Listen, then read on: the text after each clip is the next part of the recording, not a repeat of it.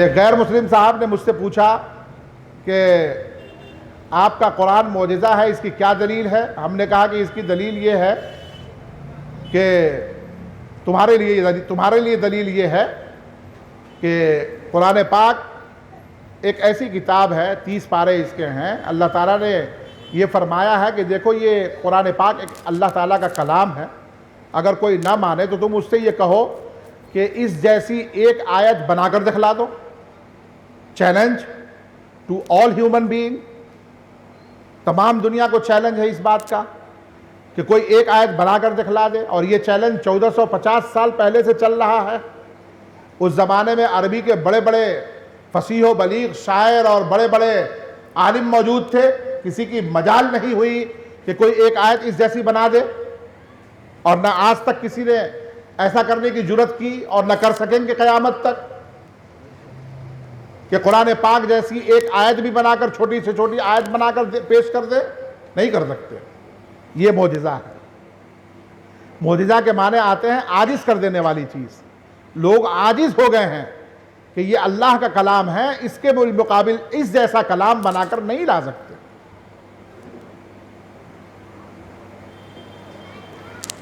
تو انہوں نے کہا کہ ٹیگور نے جو پوئم لکھے تھے ان کا تو کوئی جواب نہیں ہے، انہوں نے تو بہت اچھی کتاب لکھی ہے، اس کا کوئی آج تک توڑ نہیں دے سکا، اس کے جیسے نظم اور اس کے جیسا پوئم کوئی آج لکھ نہیں سکا۔ تم اس کا مقابلہ کر کے تم بتاؤ، تم اس جیسا بنا کے دکھلاؤ۔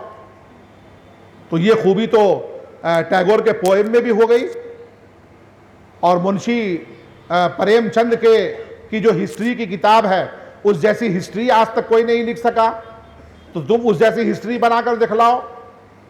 تو معجزہ تو ان میں بھی پایا جا رہا ہے۔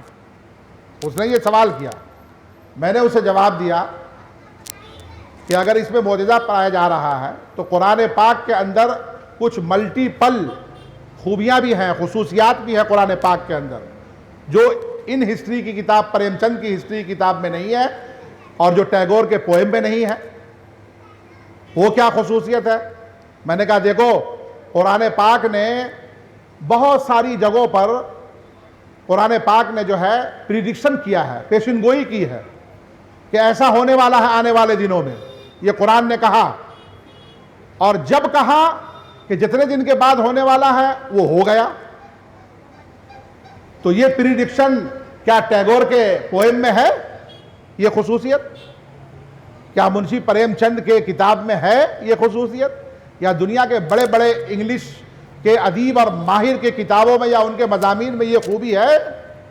یہ ایک میں نے بتایا، اس جیسے اور بھی ہزاروں ہیں۔ تو انہوں نے کہا کہ ایک پریڈکشن بتائیے ہم کو ذرا۔ تو ہم نے کہا لیجئے، الف لام میم غلبت الروم۔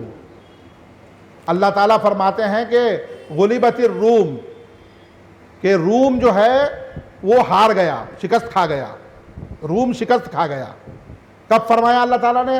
جس زمانے میں رومن امپائر اور پرشین امپائر کے درمیان میں یہ لڑائی چل رہی تھی، جیسے آج رشیا اور یوکرین کے درمیان لڑائی چل رہی ہے، اس طرح سے وار چل رہا تھا، اور وار کے درمیان میں سارے صحابہ کی بھی یہ خواہش تھی کہ رومن امپائر جیت جائے اور پرشین امپائر ہار جائے۔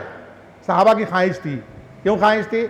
کہ بھائی وہ بھی اہل کتاب ہے، ہم بھی اہل کتاب ہیں، کتاب ان کو بھی دی گئی تھی، کتاب ہم کو بھی دی گئی ہے، اس لیے تھوڑا اٹریکشن ان کی طرف تھا صحابہ کرام کے دل میں کہ عیسائی جیت جائے اور آتش پرست لوگ جو ہے مجوسی یہ ہار جائے، پرشین امپائر ہار جائے۔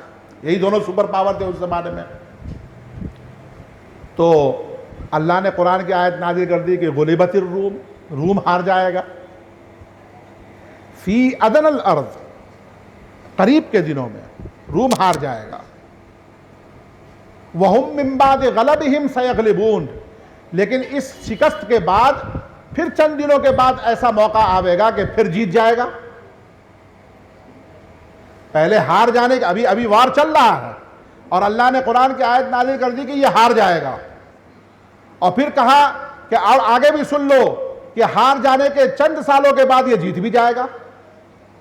وَهُمْ مِنْ بَعْدِ غَلَبِهِمْ سَيَغْلِبُونَ فِي بِضْعِ سِنِينَ، چند سالوں میں یہ جیت جائے گا پھر. تو یہ بڑی حیرتناک بات تھی کہ نہیں تھی کہ اگر ابھی رشیا اور یوکرین کے درمیان میں معاملہ چل رہا ہے اور کسی ایک کی طرف ہمارا رجحان ہے تو کیا ہم پریڈکشن کر سکتے ہیں یا دنیا کا کوئی بھی آدمی پریڈکشن کر سکتا ہے کہ فلاں جیت جائے گا فلاں ہار جائے گا؟ اور پھر اس کے اوپر یہ کہ فلاں جیت تو جائے فلاں ہار تو جائے گا لیکن چند دنوں کے بعد پھر وہ جیت بھی جائے گا.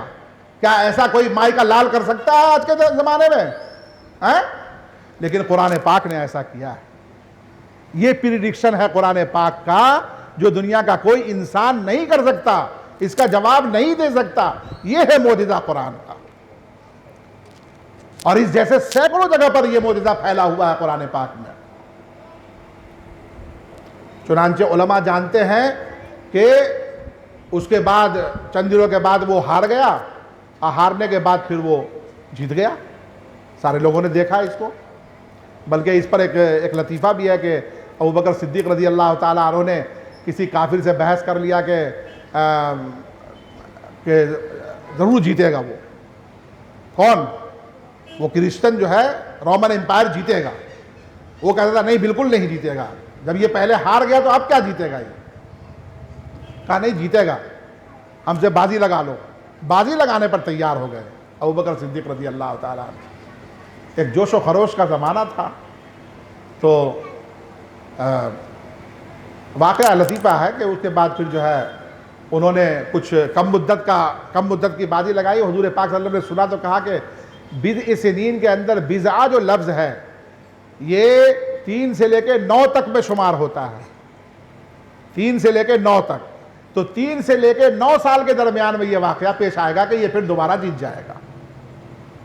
یہ بھی دیکھیے قرآن کا معجزہ ہے. لفظ کے اندر کتنا پاور ہے, کتنی طاقت ہے کہ اس لفظ کے معنی بھی ایسے آتے ہیں کہ 3 سے لے کے 9 تک کی گنتی, اور پھر 3 سے لے کے 9 تک کے درمیان میں کبھی بھی وہ جیت سکتا ہے. اور ایسا ہوا. 6 یا 7ویں سال میں وہ جیت گیا. وہ رومن امپائر اور رشیا کو برباد کر کے, اس کو پرشین امپائر کو برباد کر کے رکھ دیا. تو یہ میں نے ایک واقعہ اس کو سنایا.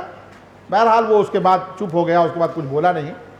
لیکن میں آپ حضرات سے یہ عرض کرنا چاہتا ہوں کہ دنیا کے سارے مذاہب والوں نے اپنے مذہب کو اپنے تابع کر لیا ہے اور خود حاکم بن گئے, اس پر محکوم بن گئے, متبوع ہو گئے ہیں وہ. ہم مسلمانوں میں بھی ایسی بہت سارے لوگ نکلے اور جنہوں نے ناکام کوشش کی کہ قرآن اور حدیث کو اپنے تابع کر لیں, ہم اسلام اور دین کو اپنے تابع ہم کر لیں, تاکہ یہ بھی کھلواڑ بن جائے اوروں کی طرح, اور مذاہب والوں کی طرح, عیسائیوں کی طرح, یہودیوں کی طرح مذہب کو کھلواڑ بنا دے. لیکن ہمارے علماء کرام کو ہر زمانے میں اللہ نے پیدا کیا اور انہوں نے اپنی انتھک محنت اور کوششوں کے ذریعے سے اس کھلواڑ کو ناکام فرما دیا. اور یہ تحفظ شریعت کے علماء کرام نے بھی ایسے ہی, جب تحفظ شریعت قائم ہوئی تو انہوں نے اپنی محنت سے الحمدللہ اللہ نے ان سے کام لیا, اور ایک خاص قسم کی جماعت کو کہ جو قرآن پاک کو اور حدیث کو کھلواڑ بنانا چاہتی تھی, اللہ تعالیٰ نے ان کو ناکام بنا دیا.